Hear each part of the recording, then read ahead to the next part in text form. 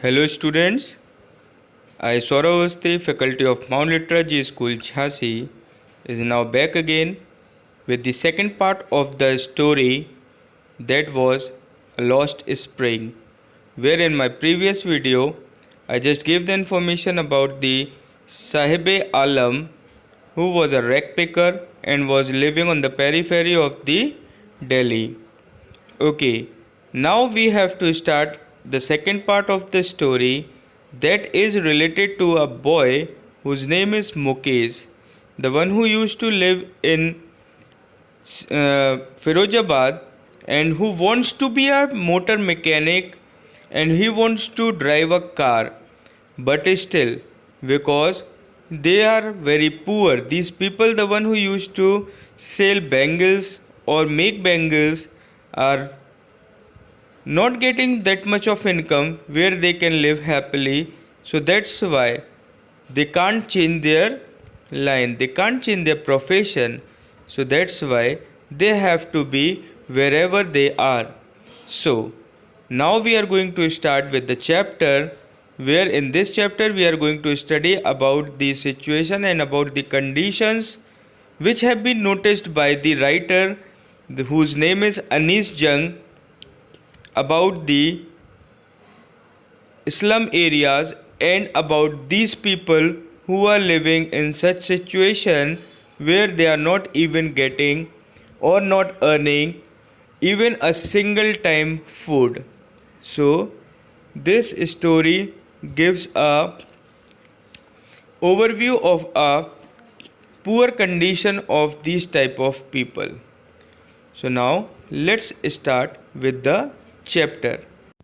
Here in the second excerpt, we can see the life of Firozabad, where generation of families, including children, have spent their lives in dark, dingy rooms around hot furnaces, building and making glass bangles.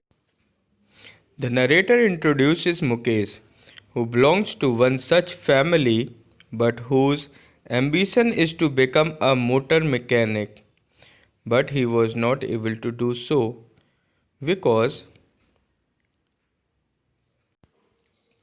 she describes her visit to Mukesh's home, which is situated in a locality with stinky lanes and crumbling homes, where Mukesh's family is extremely impoverished despite years of hard labor by Mukesh's father.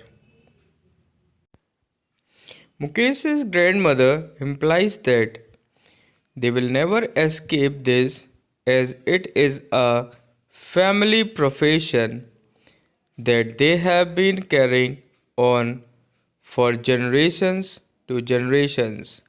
The narrator notes that the entire locality is full of children and their parents who make bangles in the dark. Quite often, the children go blind before entering their childhood of their life. If child labor laws are enforced in Firozabad, it would free at least 20,000 children from this dangerous trade. The narrator describes the scene of hopelessness that pervades Firozabad. For instance, an old lady tells the narrator how she has never enjoyed a square meal in her lifetime. Youngsters too seem to feel trapped and do not take any initiative because they are afraid of being harassed by the police. The narrator clearly sees two distinct worlds.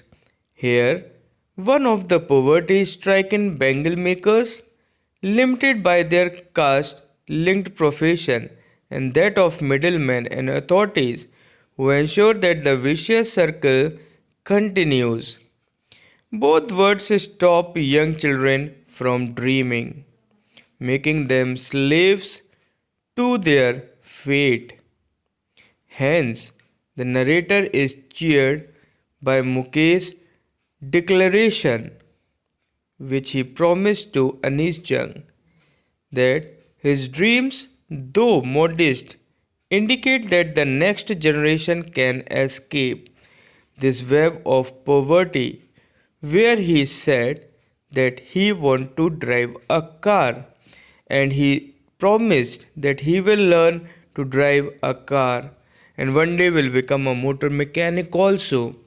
So here this part also shows us that how Anis Jung have seen the real picture of this real slum world. So now now this was the second part of the chapter The Lost Spring by Anis Jung. Now the question answers will be given in the next video. Till then, stay at home, stay safe, and thank you so much.